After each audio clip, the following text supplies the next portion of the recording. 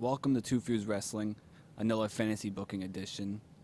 Greg is a huge Hulk Hogan fan, so for this episode, I decided let's talk about Hogan's 80 run in the 80s, which I myself am not that familiar with. Greg will go into more details about it, and we'll discuss who we thought could have ended his 80s run. Right. So, like you said, I'm a huge Hulk Hogan fan. And if you watch the recent Royal Rumble when Roman Reigns was coming out, they talked about this run he's on as champion, and they compared it to uh, Pedro Morales, Bob Backlund, Bruno Sammartino, and then Hulk Hogan. So Hogan, he had done stuff with the WWF in the 70s, early 80s as a heel, did really good stuff. Jumped to AWA in Japan, and that's where he kind of really blew up when he started doing the whole Hulkamania thing kind of on his own. He like came up with it, and of course that drew the attention of Vince McMahon, who brought him back. And then January 23rd, 1984, Hogan would beat the Iron Sheik, and then that's where his historic like run came because he wouldn't lose the title until '88, and that was to Andre the Giant on the main event, not Saturday night's main event, the main event. And I think that's still the record for the most watched wrestling match in history. I think like 33 million people tuned in to watch that match. But those 4 years, I mean, he carried the first WrestleMania. The whole rock and wrestling thing was built around Hogan. I mean, he carried the whole company on his back, and he carried it to heights that wrestling had never really been to. I mean, all of a sudden, guys were making so much money. They were on mainstream TV, they were on MTV, they were doing action figures, they had cartoons. It was like insane stuff that was going on. And Hogan was the guy for that. He was the whole centerpiece of it.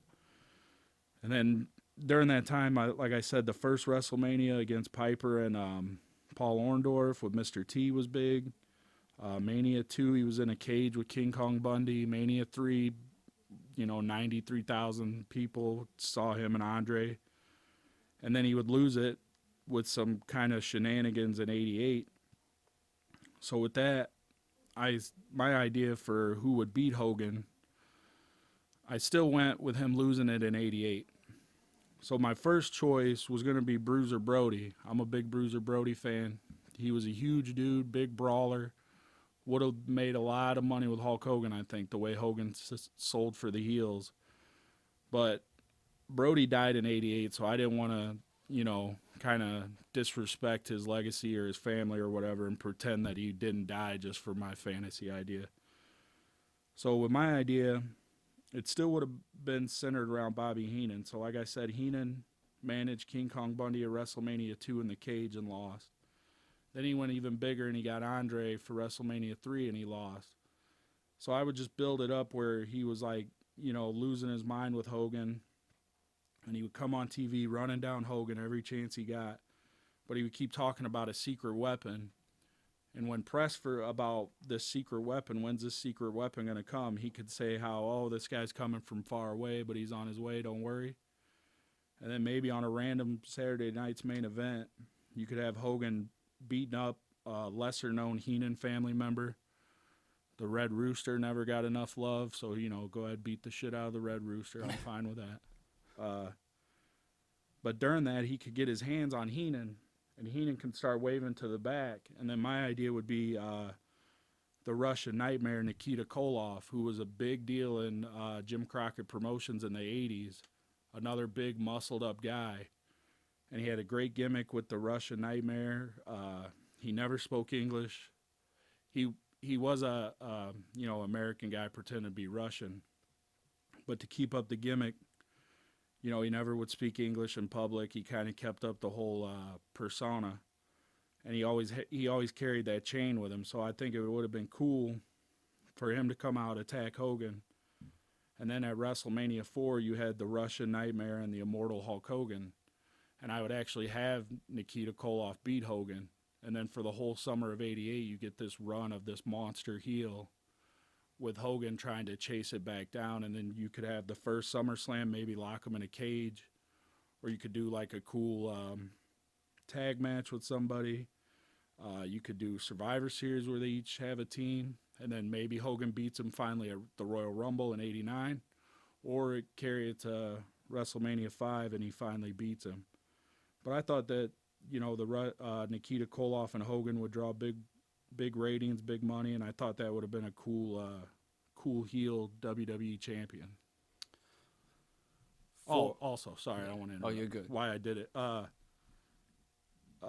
Bruno was on a historic run, his first run, and the guy that beat him was Ivan Koloff, who was Nikita's gimmick, uncle. So Ivan and Nikita, they were a tag team in Jim Crockett Promotions. So you could kind of do the same thing here where you have this unstoppable babyface champion, and then this Russian monster heel comes in and beats him. So I thought that would kind of be a cool tie-in. When did the Rocky one with Dragoff come out? Was that the 80s too?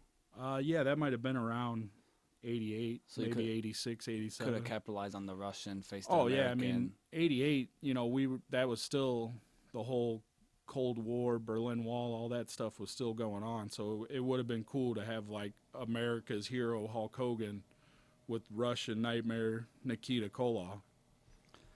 For me, whenever I researched the subject a little bit, I was looking at wrestlers in the 80s who I thought could be mainstream like Hogan. And the one that jumped out to me the most is Roddy Piper, since he was mainstream. Hell yeah. And I also thought of it as Edge and Cena, where Cena is very similar character to Hogan. Yeah. So I'm like, well, Piper, Edge, and Cena had this rivalry. I knew Piper and Hogan had the rivalry. I knew he did something to Cyndi Lauper that got a lot of attention back in the day. Yeah, he kicked her in the head. Yeah. So I was like, you don't lose the mainstream appeal that Hogan has with Piper.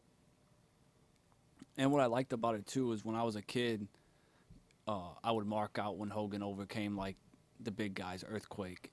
Yeah. And defied the odds. But I think it would have been more intense as a kid if I saw someone like Roddy Piper cheat to win. Like, oh, the good guy can't overcome cheating.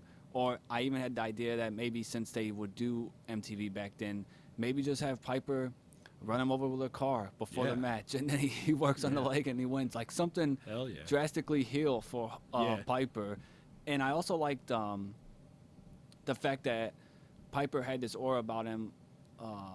As a kid, I didn't get to watch him at his prime, but I knew like in the 2000s, whenever he would come on randomly for the throwback episodes of Raw, I'm like, oh, dude, this dude's a big deal. And the clips with Bill Maher, so like he's a good interview. It's like he had that mainstream appeal of if you're gonna beat the guy, the company's not going to be in trouble while he's the champ. That's almost like a better idea than mine because Nikita wouldn't talk, so there goes your mainstream appeal. But Piper could have easily carried like the interviews and going on TV and the MTV thing, and he could have done it as the heel. Like he could have came on and been an asshole to Cyndi Lauper on MTV or whatever as the WWF champion.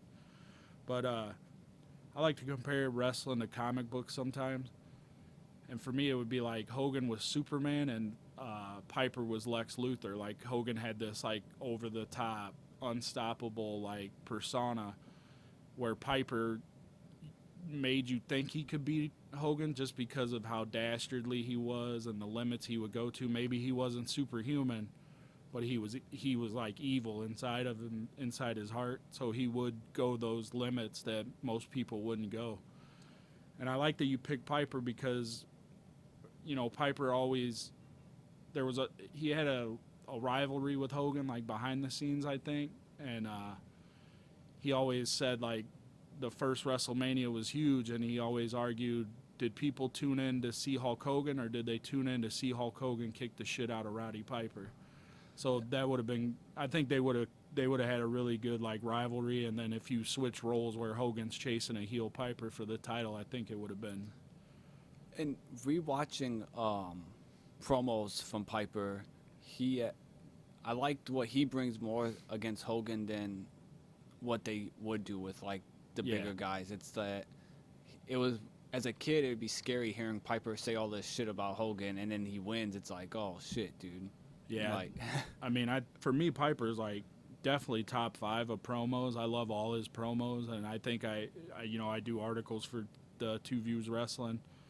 And one of my favorite promos he did was with John Cena when Cena was going to be the ref for Wade Barrett and Randy Orton, and he had to essentially let Barrett win. And Piper was talking about how that would disgrace the legacy of the WWE title, and also the legacy of guys who didn't get to hold the title. And he was basically telling Cena, "Don't spit in my face," and all this stuff. I thought it was a really like passionate, cool promo. But his promos in the '80s were like phenomenal, and especially as a heel with Hogan. Hogan did great promos too. So, I mentioned Hogan carried the whole company. Well, in those early days, it was him and Piper. Everyone hated Piper. So the war to settle the score on MTV was huge.